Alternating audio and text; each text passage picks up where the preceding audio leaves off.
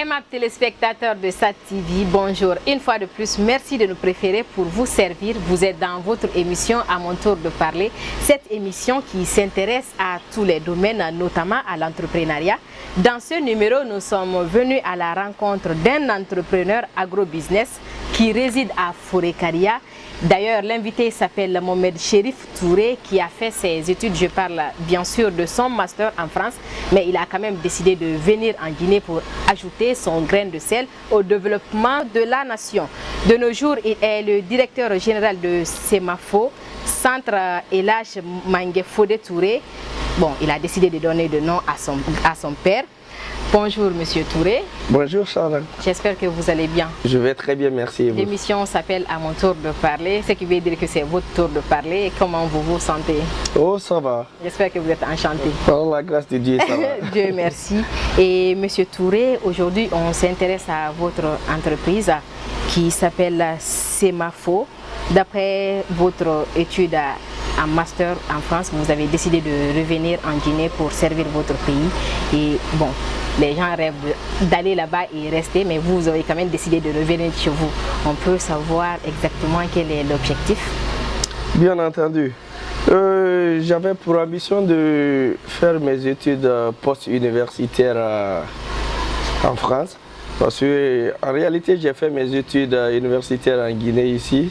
Et après, j'ai décidé d'aller me perfectionner.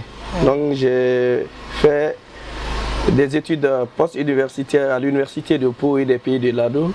Et j'ai été spécialisé en droit des affaires. Donc après mes études, je me suis dit c'est bien de travailler ici parce que j'avais commencé à servir dans un cabinet d'expertise comptable Jacques Chary associé. Mais je me suis dit pourquoi rester là et fournir beaucoup d'efforts pour le développement de la France alors que la Guinée a plus besoin ici des hommes qui ont beaucoup appris et qui ont vécu les expériences de la France. Je me suis dit il faut mieux que je me retourne chez moi et que je puisse participer au développement local de mon pays. Donc ce qui m'a motivé surtout. Vous avez fait le droit, si je me trompe pas. J'ai fait le droit des affaires. Et maintenant là, vous êtes là en tant qu'entrepreneur agrobusiness. Comment vous vous sentez? Est-ce que c'est vraiment une vie facile ou bien vous êtes vraiment un boss? Bon, je me suis dit que pour tout départ c'est difficile. Mais il suffit de se battre à la limite de ses capacités pour vraiment avoir ce qu'on veut. D'abord, quand je suis venu, je me suis dit, bon, qu'est-ce qu'il peut marcher? Et beaucoup m'ont conseillé, il faut investir à Conakry qui est le centre des activités économiques. Mais moi je me suis dit que pour pouvoir courir, il faut savoir marcher. Tout à fait. Et pour pouvoir marcher, il faut pouvoir se tenir debout sur les deux jambes. Donc avant de me lancer à Conakry, je viens ici d'un endroit, d'un village. Donc pourquoi ne pas commencer par ma préfecture? Si cette préfecture, les choses marchent, et aller dans les autres contrées de la Guinée. Donc, alors, allez travailler dans votre préfecture. Vous avez créé Semafo et qu'est-ce qu'on trouve là-bas? Semafo est un centre appelé Centre Elage Mangué-Fodé Touré à l'honneur de mon père qui est décédé. Paix à son âme. Paix à son âme. Et qui a 5 espaces d'activité. Un espace informatique, un espace d'internet pour la connexion, un espace pour la prestation de services, un espace pour les jeux vidéo et un espace de restauration. Donc c'est les 5 espaces que j'ai créés pour permettre à chacun de trouver leur compte. Parce que j'ai remarqué à mon retour que tout ce qu'on avait besoin à Fouré-Caria, il fallait descendre à Conakry chercher ou à Mafraya, Koya. Donc je me suis dit pourquoi ne pas mettre tout ça en place, comme ça on n'a plus besoin d'aller là-bas. Et j'ai eu quelques temps pour fouetter votre page. Je vois des poulets, des poules et... C'est dans quel domaine? Effectivement, c'est quand j'ai fait ici ces 5 espaces d'activité, au début ça a commencé à marcher parce qu'il y avait les sociétés minières, Rio Tinto et les autres sociétés connexes. Mais lorsque ces sociétés ont pris bagage, les activités se sont ralenties et j'avais pas vraiment de quoi subvenir aux besoins en fait des employés, c'est-à-dire la charge était telle que je pouvais fermer l'entreprise. Donc je ne voulais pas aller dans ce sens-là. Je me suis dit il faut créer une activité connexe qui va booster ici Semafo. Donc je me suis lancé également dans l'agrobusiness. C'est pourquoi j'ai créé une ferme avicole à Karakoro, qui est tout près de ma maison. Et du coup, j'ai commencé avec 3000 têtes de poulet.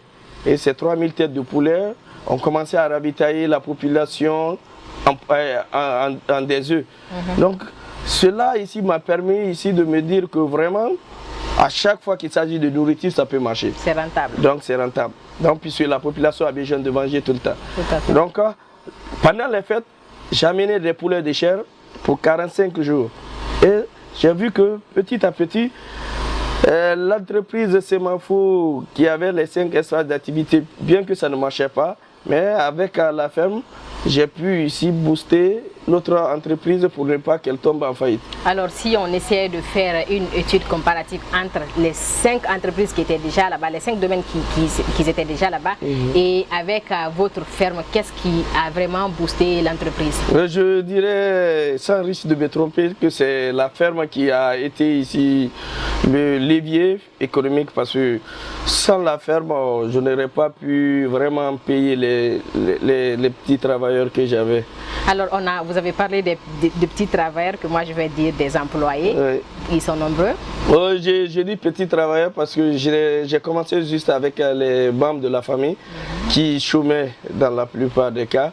J'ai des frères qui ont fini des études au Maroc, d'autres sont ingénieurs. Donc je me suis dit, au lieu d'aller chercher d'abord, je vais commencer à chercher à trouver un emploi sérieux pour ces gens-là. Donc c'est eux qui ont commencé, et jusqu'à présent je suis avec eux et quelques voisins qui, bien qu'ils ne sont pas aussi payés qu'il le faut, mais qui assurent au moins un emploi pour eux aussi permettre de subvenir aux besoins les plus élémentaires de leur famille. Tout à fait. Aujourd'hui, vous n'êtes qu'à Forêt-Karia, et où vous voyez Semafo dans 5 ans? Dans 5 ans, je veux vraiment avoir une implantation dans chacune des régions naturelles de la Guinée. Et parce que ce n'est pas seulement la ferme l'ambition, je fais aussi de l'agriculture.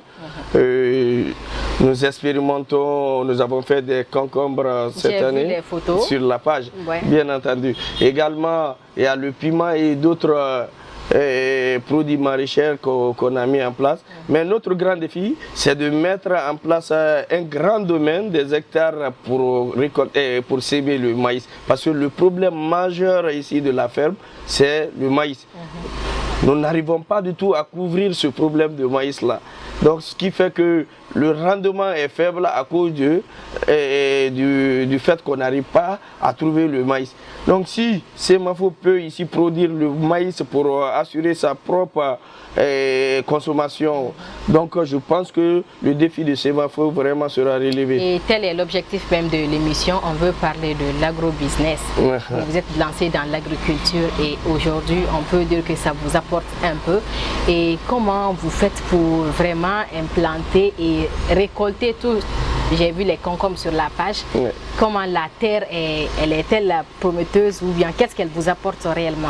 Donc j'ai essayé de faire un parallèle avec l'élevage et l'agriculture, parce que on le sait que l'agriculture c'est la pierre angulaire de notre économie, mais il faudrait que l'agriculture là, qu'on puisse savoir la gérer pour qu'elle puisse être prometteuse.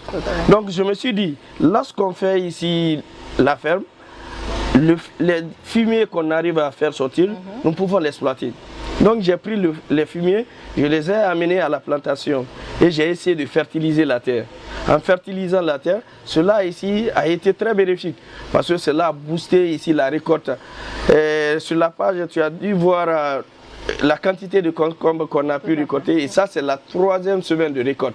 Il y a une première semaine, une deuxième. Chaque semaine, ici j'ai au moins minimum 3 sacs de concombres que je donne aux femmes qui sont à Forêt-Karia pour assurer ici, parce qu'elles vendent de la tchétché qui ne peut pas marcher sans ça, et d'autres activités sans le concombre, il ne peut pas. Donc je viens, je leur donne cela à des prix vraiment favorables, pour ne pas qu'elle continue à souffrir de ce domaine aussi.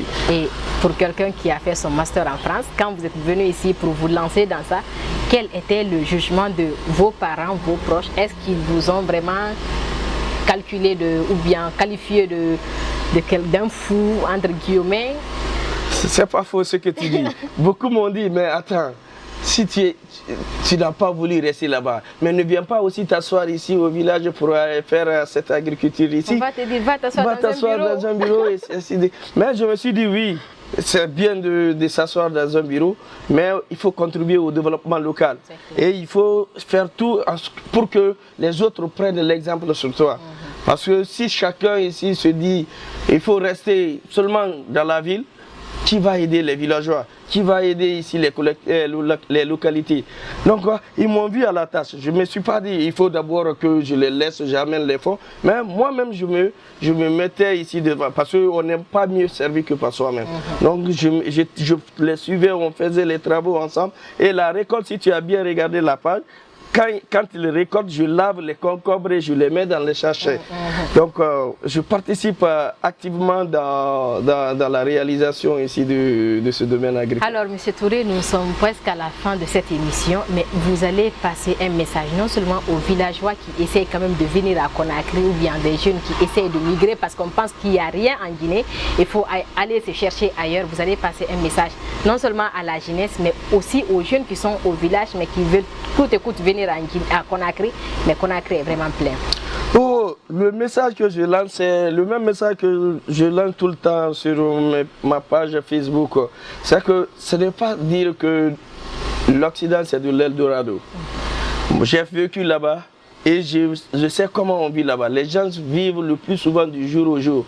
Et le peu ici qu'ils arrivent à économiser, c'est ce qu'ils amènent à la famille. Et quand ils amènent, les gens pensent que vraiment, oh, leur vie est déjà faite. C'est pas vrai.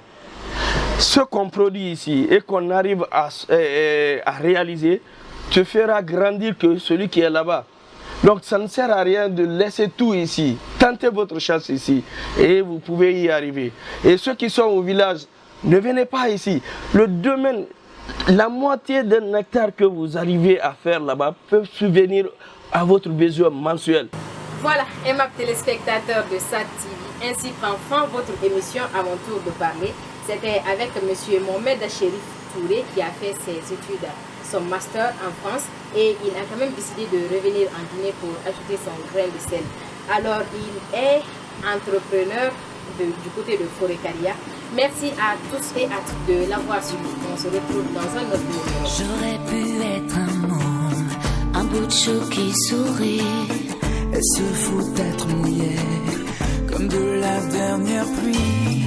Mais ici y a pas d'eau qu'un silence ordinaire qui ne cesse de peser sur nous comme un enfer. Moi ce que je voulais c'est